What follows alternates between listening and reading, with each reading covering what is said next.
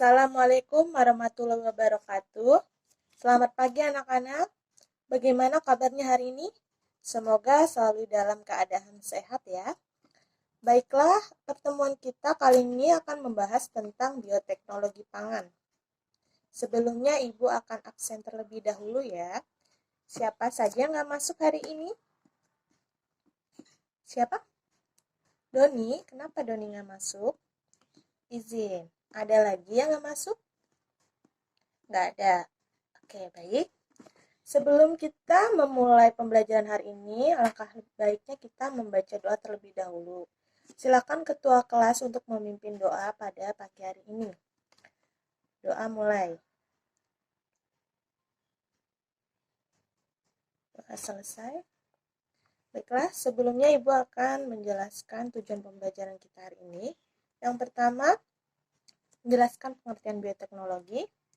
Yang kedua, menjelaskan prinsip dasar bioteknologi. Yang ketiga, menjelaskan perbedaan bioteknologi konvensional dan modern. Kemudian menjelaskan penerapan bioteknologi. Kemudian menjelaskan manfaat dan dampak bioteknologi. Nah, sebelumnya ada yang udah tahu belum apa itu bioteknologi? Ayo, yang udah tahu bisa tunjuk tangan dan memberikan pendapatnya tentang bioteknologi. Nggak ada? Oke, Ibu akan jelaskan ya. Bioteknologi berasal dari kata bio dan teknos, di mana bio yang artinya makhluk hidup dan teknos yaitu teknologi. Jadi bioteknologi adalah cabang ilmu yang mempelajari teknik dan inovasi untuk memanfaatkan makhluk hidup seperti jamur, bakteri, virus, dan sebagainya dalam proses produksi untuk menghasilkan barang dan jasa. Nah, di sini ada prinsip dasar bioteknologi yang terdiri dari fermentasi, seleksi dan persilangan, kemudian rekombinan DNA. Sebenarnya masih ada lagi, cuman kita akan membahas 3 ini ya. Fermentasi. Apa sih fermentasi? Udah ada yang pernah dengar fermentasi? Ya, fermentasi adalah proses dasar yang digunakan untuk mengubah suatu bahan menjadi bahan lain dengan cara sederhana dan dibantu mikroorganisme. Contohnya yogurt, minuman anggur, roti, tape. Kemudian ada seleksi dan persilangan. Proses ini dilakukan dengan memanipulasi DNA yang dimana terdapat pada mikroba, tanaman, atau hewan agar menjadi mikroba, tanaman, dan hewan dengan sifat yang lebih baik sehingga jika disilangkan akan menjadi bibit yang unggul. Kemudian ada rekombinasi DNA. Rekombinasi DNA ini adalah proses transfer DNA dan satu organisme ke DNA organisme lain. Contohnya penyisipan gen manusia pada bakteri Bacillus thuringiensis ya, maaf. Sehingga bakteri tersebut dapat memproduksi insulin. Nah, kemudian jenis-jenis bioteknologi ini dibagi menjadi 2. Yang pertama adalah bioteknologi konvensional dan bioteknologi modern. Bioteknologi konvensional adalah bioteknologi yang memanfaatkan organisme secara langsung untuk menghasilkan produk barang dan jasa yang bermanfaat bagi manusia melalui proses fermentasi. Kemudian ada bioteknologi modern. Bioteknologi modern adalah bioteknologi yang menggunakan biologi molekuler dan sel untuk menghasilkan produk yang berguna bagi manusia. Nah, contoh dari bioteknologi konvensional dan modern di kehidupan sehari-hari apa sih? Kayaknya lebih banyak bioteknologi konvensional ya yang sering kita temui di kehidupan kita sehari-hari. Contohnya apa aja? Yo, ada yang tahu nggak? Contoh dari bioteknologi konvensional. Ya, contohnya ini ada tempe ya, yang makanan sehari-hari. Makanan favorit orang Indonesia ya nggak sih? Iya dong. Nah, ada tempe. Tempe ini berasal dari kedelai, di mana dibuat dengan bantuan agen bioteknologi mikroorganisme jamur rhizopus ya, kan bakteri. Kemudian ada keju, mentega. Nah, ini lebih lengkapnya bisa dilihat di tabel. Di sini ada produk-produk dari bioteknologi konvensional. Kalian bisa baca ya Ada tempe, kecap, tauco, keju, mentega, yogurt, oncom, tape, asinan. Nah, kemudian contoh dari bioteknologi modern. Penerapannya. Pertama, kultur jaringan. Ini di bidang pertanian ya. Kemudian ada bayi tabung, ada cloning, kemudian ada tanaman transgenik bidang pangan. Kita bahas satu persatu. Kultur jaringan. Kultur jaringan merupakan teknik membudidayakan jaringan tanaman menjadi tanaman baru yang mempunyai sifat sama dengan induknya. Kemudian ada bayi tabung, yaitu suatu proses pembuahan sel telur oleh sperma di luar tubuh, tepatnya di dalam sebuah tabung. Kemudian ada cloning. Cloning ini merupakan proses menghasilkan individu dari jenis yang sama yang identik secara genetik. Contoh dari cloning. Hasil cloning mamalia pertama di dunia ini adalah seekor domba. Domba ini diberi nama Dolly. Dia lahir di Institut Roslin, Skotlandia dan tinggal di sana hingga kematiannya pada usia 6 tahun. Kelahirannya diumumkan pada 22 Februari 1997.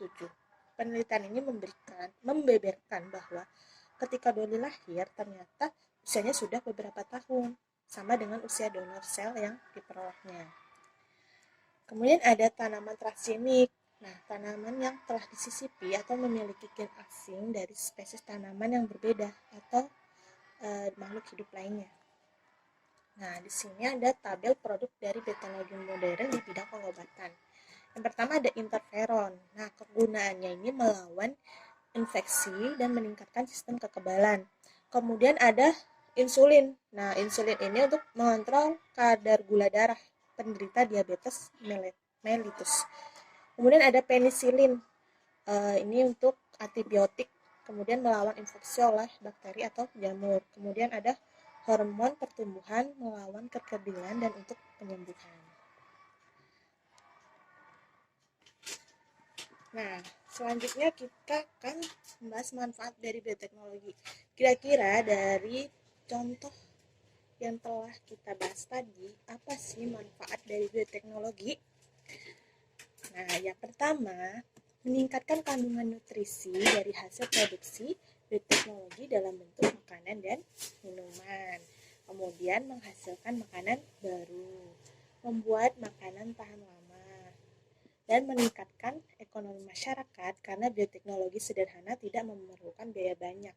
Ini bukan bioteknologi konvensional ya. Dia lebih sederhana, jadi meningkatkan ekonomi masyarakat. Kemudian mampu menghasilkan bibit unggul, mampu menciptakan produk obat untuk penyakit, dan mampu mengendalikan serangga perusak tanaman. Biasanya ini bioteknologi modern ya. Kemudian ada dampak dari bioteknologi. Ada dampak positif dan ada dampak negatif. Mungkin dampak positifnya ini sama saja dengan manfaatnya ya. Pertama, menghasilkan produk makanan yang inovatif. Kenapa inovatif? Karena contohnya ini seperti tempe. Tempe awalnya dari apa? Kedelai kan? Nah, kedelai bisa dibuat menjadi tempe yang sangat lezat dan sangat digemari oleh masyarakat Indonesia. Ini karena bantuan dari mikroorganisme jamur rhizopus. Kemudian ada keju, yogurt, dan masih banyak lagi makanan-makanan yang inovatif lainnya.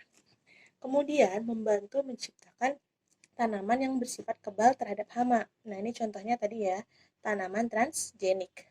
Kemudian menghasilkan penemuan baru dalam bidang medis seperti tadi obat-obatan yang telah disebutkan di tabel. Ada dampak positif, pasti ada dampak negatifnya. Apa aja dampak negatif dari bioteknologi? Nah, yang pertama dapat menyebabkan keracunan akibat dari penambahan bakteri pada bahan makanan. Jadi kalau berlebihan itu bisa menyebabkan keracunan. Kemudian kepunahan plasma nutfah.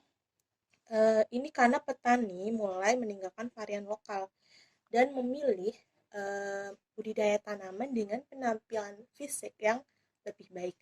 Kemudian menyebabkan kerusakan ekosistem. Contohnya adalah rekayasa genetik pada bunga matahari yang merugikan kupu-kupu dalam proses penyerbukan. Nah, sekian materi dari Ibu tadi yang sudah dijelaskan. Kemudian Ibu akan memberikan latihan ya untuk kalian. Ini per kelompok. Jadi kalian diskusikan latihan dari Ibu. Kemudian nanti kalian presentasikan di depan per kelompok ya jawabannya. Baik, sekarang kita akan membagikan kelompok. Kemudian Ibu akan membagikan latihannya. Kalian diskusikan. Lalu kalian presentasikan jawabannya di depan kelas. Baik, pembelajaran kita hari ini cukup sampai di sini ya. Untuk kelompok yang belum maju hari ini, minggu depan kita bisa lanjutkan lagi ya. Kita akan mengambil kesimpulan nih dari pembelajaran kita hari ini. Apa aja sih kesimpulan yang dapat kita tarik dari pembelajaran bioteknologi pangan? Kira-kira ada yang tahu nggak? Ya, tunjuk tangan dong yang mau ngasih kesimpulan pada pembelajaran hari ini.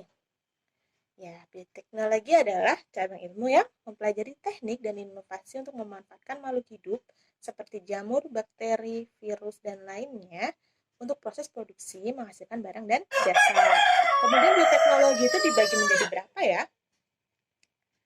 Menjadi dua. Apa aja sih? Bioteknologi konvensional dan bioteknologi modern. Kemudian contoh-contoh dari bioteknologi konvensional apa aja sih? Tadi ya yang udah di tabel tadi banyak tuh kayak ada tempe, keju, mentega, yogurt, dan banyak lagi tadi ya. Kalian bisa baca lagi tabel nanti Ibu share deh slide-nya ya.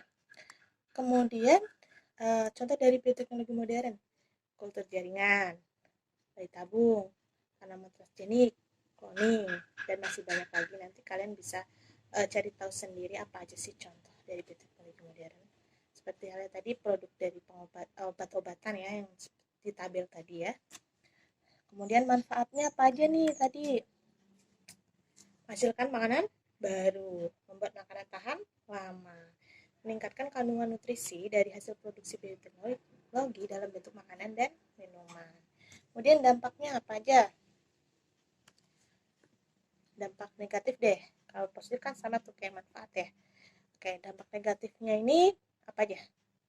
Ya, dapat menyebabkan keracunan karena penambahan bakteri pada bahan makanan. Jadi kalau berlebihan penambahan bakterinya itu bisa menyebabkan keracunan. Kemudian kepunahan plasma nutfah. Ini karena petani mulai meninggalkan varian lokal dan memilih budidaya tanaman dengan penampilan fisik yang lebih baik. Kemudian apalagi yang terakhir tadi? Menyebabkan kerusakan ekosistem.